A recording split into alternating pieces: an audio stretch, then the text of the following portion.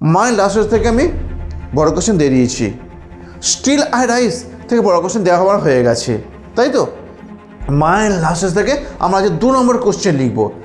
সেইটা পড়তে গিয়ে তোমাকে একটুখানি কবিতাটা পড়তে হবে। যদি কোনো লাইন দিলে কোশ্চেন দেয় 2 নম্বরে, তুমি পারবে না। আগে কবিতাটা আরেকবার রিভাইজ দিয়ে নাও, কেমন? দেখো, তাহলে কবিতাটা পড়তে গিয়ে আমরা কবিতাটাকে মোট কটা ভাগ, 3টে ভাগে ভাগ করব। সেই 3টে ভাগ কোনটা হবে?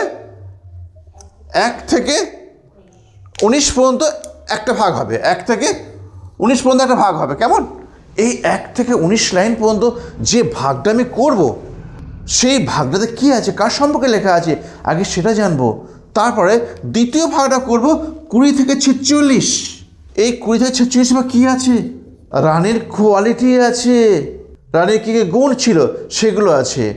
থার্ড, শেষ 10 থেকে 11 লাইন, সেই 10 থেকে 11 লাইনে তোমার আছে রাজার ডিম্যান্ড আছে, রাজার চাহিদা আছে, এটা ডাউরি, একটা বর্পণ আছে, আর রাজার ডোমিনেন্ট আছে, রাজার কিভাবে সকলকে ডোমিনেট করতে পারে, কেমন?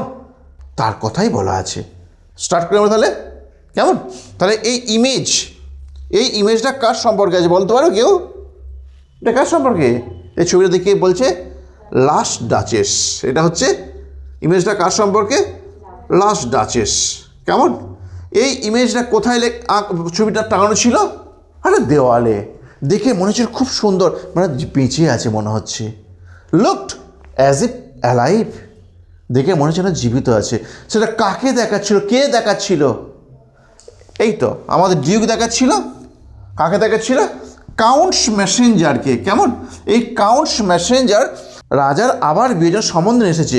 এবার রাজা ওনাকে রানীর ছবিটা দেখিয়ে কথাগুলো বলছে। যে কথাগুলো বলেছে সেটাই আমাদের আজকে কবিতা, সেটা আমাদের পাঠ্য। ক্লিয়ার? দেখো, তাহলে এই পিকচারটা কে এঁকেছে? আর্টিস্টের নাম কি? ফ্র্যাপ অ্যান্ড অফ। ইয়েস, যদি বলো ফ্র্যাপ অ্যান্ড অফ। ইয়েস। তারপর এই ছবিটা আঁকতে ওনার কতদিন সময় লেগেছিল? এই তো একদিন। বিজিলি এ ডে, একদিন সময় লেগেছে, তাই তো? তারপর এই ছবিটা পর্দাটা ঢাকা থাকতো সবসময়। সেই পর্দাটা একমাত্র সরাতে পারতো কে? ডিউক নিজে, অন্য কেউ সরাতে পারতো না, কেমন? এই পর্দাটা সরিয়ে যখন মানে স্ট্রেঞ্জার লোকেরা যখন দেখতো, তখন কি অবাক কাণ্ড কী দেখতো। ওনার গ্ল্যান্স মানে কি জানো? চাউনিটা খুব সুন্দর। বলবে এত সুন্দর চাউনি এলো কী করে এই চোখটাতে? যদি যারা দেখতো তারা সাহস করতো রাজাকে বলে ফেলতো। তা রাজা কিন্তু এই চাউনির উত্তর দিত না। রাজা কিন্তু অন্য কথা বলতো, বলো ও হো ফ্যাপেন্ডের ছবিটা খুব সুন্দর এঁকেছে, যেন হাতের কবজি, এই যে কবজি, এই কবজির কাছে না সমস্ত কাপড় এসে জমা হয়েছে, উপর থেকে কাপড়টা নেমে এসেছে। আমার ফ্যাপেন্ডটা ছবিটা খুব সুন্দর গেছে, গলার কাছে একটুখানি তার উজ্জ্বলতা ফেড হয়ে গেছে, যেমন আমরা ফটো ক্লিক করলে যেমন হয় না, কারোর কাছে একটু কালো হয়, মুখটা খুব পরিষ্কার হয়, ঠিক যেন একই রকম হয়েছে ফ্যাপেন্ডটা। এরম ছবি আর দ্বিতীয়বার আঁকতে পারবে কি না রাজা একটা মত প্রকাশ করেছেন, হয়তো তিনি পারবেন না। ক্লিয়ার? তাহলে এইটুকু পেয়ে গেলাম আমরা কি 1 থেকে 19 নম্বর লাইনে। আজকে যে প্রথম পার্টটা পড়ালাম সেখান থেকে শর্ট কোশ্চেন লিখে দিই। হু শেষ দিস অ্যান্ড টু হুম, এই কথাটা কে কাকে বলেছে? পারবে না বলতে? পারবে তো বলতে, বলো, ট্রাই করো। হয়ে যায় কি লিখবে?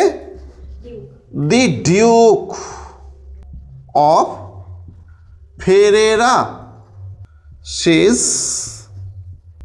দিস, কাকে বলেছিল? টু, বলো, টু দি কাউন্টস মেসেঞ্জার, হয়ে গেল, to the counts Messenger. Clear হয়ে গেল? তারপর পরের কোশ্চেন লেখো, I call that piece of wonder, কেমন? এখানে প্রশ্ন লেখো, what is the piece of wonder, কি হয় সেই বিস্ময়ের ছবিটা? এটা কি, কোনটাকে বলছে? আফটার এরম লিখবে, লাস্ট ডাচেসের মৃত্যুর পর ফ্র্যাপেন্ডফ এঁকেছিলেন তার একটা সুন্দর ছবি। সেই ছবিটাকে আমার ডিউক বলেছিলেন কি? Piece of wonder. ক্লিয়ার হয়ে গেল? তা তুমি 3খানা তথ্য দিচ্ছ, তাহলে লেখো আফটার দ্য ডেথ অফ, লেখো after the death of the last duchess, after the death of the last duchess, এলে ক্যাপিটাল লিখবে কেমন, Fra Pandolf sketched, sketched, sketched her picture nicely, কেমন, it was hanging from the wall, it was hanging from the wall, এটা ঝুলছিল কোথা থেকে, দেওয়াল থেকে। Clear হয়েছে? দি ডিউক, এই যে called it a piece of wonder. হয়ে গেল? বুঝতে অসুবিধা হচ্ছে? বুঝতে পারছো তো? ওকে।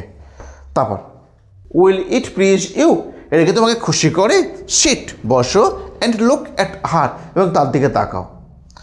হু সেড, কে বললো, অ্যান্ড টু হুম, কাকে বলো, ফেরিস বলে দাও। The Duke of Ferrara, the Duke of Ferrara said this line to the count's messenger। Clear হয়ে গেল? বলছি what is the spot of joy, এই স্পট অফ জয় মানে কি বললাম, দেখ কি নিলাম, দেখো দি ফ্রেজ মানে শব্দগুচ্ছ, spot of joy, spot of joy মানে কি বললাম, রেফার্স বোঝায় to the last duchess pleasure, last ডাচের আনন্দকে বোঝায়, কেমন। তারপর দেখো ইট ইজ এ সাইন, এটা একটা চিহ্ন, ইট ইজ এ সাইন, এটা চিহ্ন, অন দ্য চিক্স, গালের উপর চিহ্নটা, কার, অফ দি ডাচেস, একটা দিবার চলে গেছে, of the duchess, of the duchess, ডাচের, টু এক্সপ্রেস হার প্লেজার, তার আনন্দ প্রকাশ করতে, বাই থ্রু স্মাইলিং দাও, ভালো হয়ে যাবে, থ্রু স্মাইলিং, হয়ে গেল, থ্রু স্মাইলিং, হাসির মাধ্যমে, যখন হাসির মাধ্যমে তারা আনন্দ প্রকাশ করে তখন ওইটা গালে আসে, কেমন, that is spot of joy. Clear হচ্ছে, হয়নি? কি লিখলে, why did the stranger turn to the duke, এই স্ট্রেঞ্জাররা কেন ডিউকের দিকে ঘোরে, কেন, তারা পারে না বুঝতে এই আর্টিস্টিক কোয়ালিটি অফ দ্য পিকচারে যে এত সুন্দর গুণমান আছে, এত সুন্দর গ্ল্যান্স আছে, সেই রানীর প্যাশান, কেমন, ইন্টেন্স গ্ল্যান্স, এইগুলো বুঝতে পারে না, ওই জন্য দেখে ঘোরে এবং জানতে চেষ্টা করে এটা মানে কি। The strangers like the count's messengers failed to understand the artistic beauty of the last duchess. Clear হয়ে গেল? দে টার্ন, তারা ঘুরে, টু দ্য ডিউকের দিকে, টু ক্লিয়ার, পরিষ্কার করতে, দি ইন্ডিকেশন, ইঙ্গিতটা, কিসের ইঙ্গিতটা, অফ দ্য পিকচার্স, ছবির, ইন্টেন্স গ্ল্যান্স, আগ্রহপূর্ণ, কেমন, আগ্রহজনক চাউনিটার কি বলতে চাইছে সেটা জানার জন্যে দেখে ঘোরে এবং তাদেরকে জিজ্ঞাসা করে। ক্লিয়ার? তাহলে আজকের ক্লাস এটুকু হচ্ছে, আবার পরের দিন নেক্সট পার্ট পড়াবো, তারপর নেক্সট পার্ট আবার কোশ্চেন দেবো, কেমন।